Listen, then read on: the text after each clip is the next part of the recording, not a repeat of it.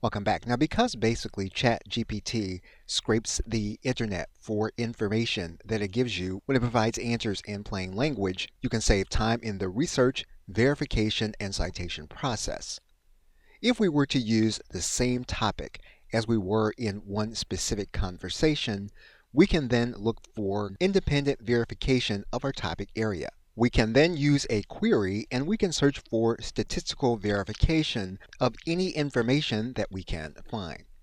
So what we're going to do now is we're going to type in a statistical request query and we're going to press enter.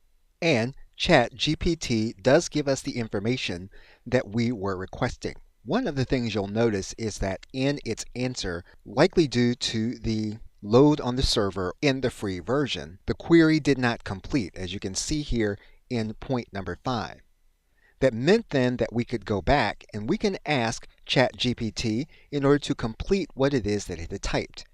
And we use a plain language request in order to do it. We then got the plain language answer in the completion of that point.